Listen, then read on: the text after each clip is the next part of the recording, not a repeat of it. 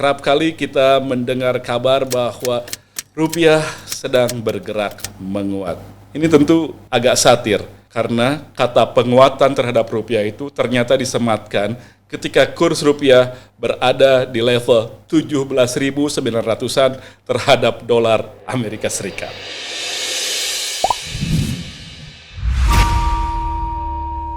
Kita seperti dipaksa untuk bersyukur ketika rupiah kembali ke level 17.900 ketika sebelumnya sempat melewati batas 18.000 rupiah per dolar Amerika.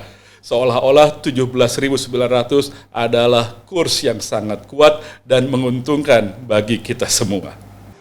Hari ini mata uang Garuda kembali melemah dan menembus level Rp17.500 per dolar Amerika.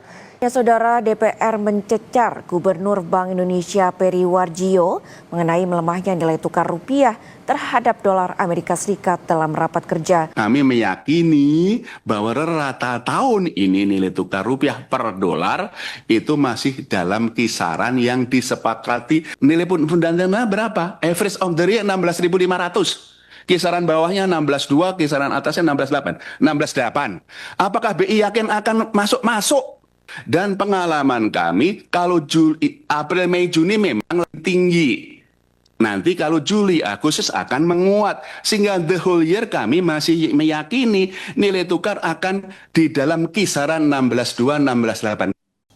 Padahal realitasnya, mata uang kita itu sudah mengalami pelemahan yang sangat lama. Sudah dari jauh-jauh hari, berlangsung terus-menerus tanpa pernah bisa direm. Mari kita lihat data historisnya. Pada Oktober 2019, kurs rupiah masih berada di kisaran 14.100 per dolar Amerika. 5 tahun berselang, pada Oktober 2024, kurs rupiah masih berada di level 15.200 per dolar Amerika. Saat ini, di pertengahan tahun 2026, kita harus dipaksa merasa nyaman ketika rupiah sudah berada kisaran 17.900-an per dolar Amerika Serikat. Dan jauh sejak sebelum itu, rupiah sebenarnya sudah terus-menerus tergerus.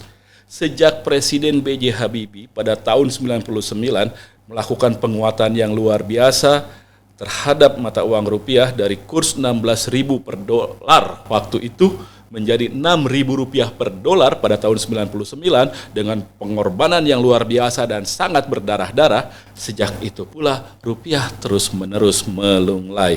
Tidak pernah lagi rupiah kemudian kembali menguat seperti ketika Presiden Habibie melakukan restrukturisasi habis-habisan. Kenapa rupiah terus melemah? Persoalannya sangat fundamental, karena balance of payment atau BOP kita terus-menerus mengalami defisit. BOP atau neraca pembayaran adalah catatan transaksi keluar masuk uang antara penduduk Indonesia dengan dunia lain, baik melalui ekspor, impor, atau transaksi finansial, dan semuanya dicatatkan dengan dolar. Jika BOP kita positif, surplus, artinya dolar lebih banyak masuk ke Indonesia, sehingga nanti membuat nilai dolar itu menjadi lebih melemah dan rupiah menjadi menguat. Sebaliknya, ketika BOP kita negatif, artinya dolar lebih banyak keluar dari Indonesia, membuat situasinya menjadi lebih langka, kursnya menjadi semakin kuat, di sisi lain rupiah yang dibuat melemah. Lantas kenapa BOP kita menjadi negatif, menjadi defisit? Salah satu faktor yang terpentingnya adalah kita mengalami defisit migas. Kebutuhan migas impor kita terlalu besar. Bank Indonesia sendiri menyatakan bahwa defisit migas telah membuat cadangan devisa melemah, neraca perdagangan kita juga ikut tergerus.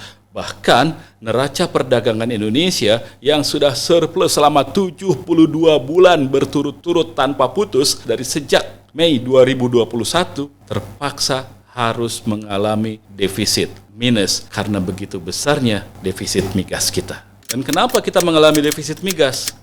Karena kebutuhan kita akan BBM sudah semakin besar. Saat ini kebutuhan BBM kita sudah mencapai lebih dari 1,6 juta barrel per hari. Sementara produksi dalam negeri, lifting minyak domestik, paling banter hanya 550.000 barrel sampai 600.000 barrel. Artinya setiap hari kita membutuhkan tidak kurang dari 1 juta barrel minyak impor. Anda bayangkan, kalau sekarang harga minyak bertengger di kisaran $100 per barrel, maka setiap hari kita harus mengeluarkan 100 juta dolar untuk impor BBM dan minyak saja. Belum lagi untuk gas. Dan boleh dibilang sangat sedikit upaya yang bisa kita lakukan untuk mengurangi defisit migas itu tadi. Kalau ini terus dibiarkan, jangan kaget kalau kebutuhan impor minyak kita akan terus membengkak dan itu membuat balance of payment kita terus defisit sehingga nantinya kurs rupiah juga akan terus melemah. Nah, akan heran kalau juga nanti akan mencapai ke Rp20.000 per dolar Amerika. Kenapa kita terjebak dalam situasi defisit migas yang begitu parah ini? Jawabannya inkonsistensi kebijakan energi pemerintah. 1 dekade silam kita menggalakkan penggunaan gas alam untuk menggantikan sebagian kebutuhan BBM. Target-target dicanangkan, jutaan rumah ditargetkan akan terhubung dengan koneksi saluran gas alam rumah tangga. Ribuan stasiun pengisian bahan bakar gas direncanakan akan dibangun di tepian jalan raya di seluruh Indonesia. Faktanya, hari ini Anda bisa hitung hanya ada berapa sih jumlah stasiun pengisian gas. Ada berapa banyak sih rumah yang terhubung dengan instalasi gas alam untuk dapur-dapur mereka. Jauh semuanya di atas target. Sehingga kebutuhan akan migas impor tetap saja meledak seperti yang kita alami saat ini. Dan setelah cerita tentang pemanfaatan gas alam boleh dibilang gagal, lalu kebijakan bergeser pemanfaatan kendaraan listrik. Tapi banyak kalangan menilai sosialisasi pemanfaatan kendaraan listrik juga tidak terlalu optimal, tidak terlalu serius. Insentifnya setengah hati. Penyediaan spare partnya tidak dipikirkan. Stasiun pengisiannya juga tidak bertambah secara signifikan. Di pelosok-pelosok itu masih jadi barang yang langka. Jadi bagaimana kita bisa berharap penggunaan kendaraan listrik segera mewabah di Indonesia untuk menggantikan mobil-mobil yang berbahan bakar fosil. Kebijakan bauran energi juga compang-camping. Kebijakannya ceroboh. Yang terjadi sekarang, pemadaman bergilir oleh PLN di seluruh Indonesia. Ironis, yang tadinya kita harapkan bisa memperkuat ketahanan energi, yang terjadi justru biarpet listrik di rumah-rumah di seluruh wilayah Nusantara. Hal ini tentu saja membuat problem dari biaya energi yang semakin tinggi akan dirasakan sampai ke level masyarakat bawah. Kebijakan fiskal kita juga belakangan ini menjadi sangat ceroboh. Kita juga malah membuang-buang anggaran untuk proyek-proyek populer yang tidak produktif. Untuk MBG kita habis sampai 300 triliun, sekolah rakyat, koperasi desa merah putih, lalu kemudian juga untuk pembelian alutsista, sehingga menyisakan ruang yang sangat kecil untuk bisa menjadikan anggaran stimulan bagi pertumbuhan ekonomi nasional. Kalau sudah pengelolaan anggaran seperti ini, maka para investor akan melihat Indonesia mengalami persoalan dalam disiplin anggaran. Mereka mengalami krisis atau mengalami penurunan ekspektasi terhadap Indonesia. Hal ini membuat mereka lebih memilih untuk tidak menempatkan modalnya di Indonesia atau bahkan mengeluarkan modal dari Indonesia dialihkan ke lahan investasi di negara lain. Slogan Sell Indonesia kemudian berkembang beberapa waktu yang silam. Itu adalah konsekuensi logis dari tindakan yang tidak prudent dalam pengelolaan APBN di Indonesia.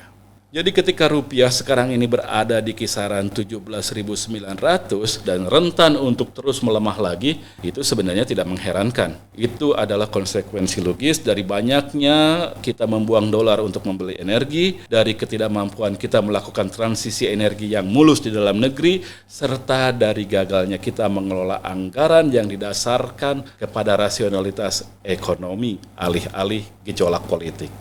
Jadi jika tidak ada reformasi dalam kebijakan energi yang disiplin dan konsisten, dan jika pemerintah tetap ceroboh dalam melakukan pengelolaan anggaran, maka jangan kaget. 18.000, 20.000, 22.000, 25.000 atau bahkan lebih kurs rupiah kita terhadap dolar itu hanya soal waktu belaka. dan yang akan menanggung akibatnya adalah rakyat kecil yang akan mendapati harga barang-barang lebih meningkat tinggi. Saya Hardi Hermawan. Sampai jumpa.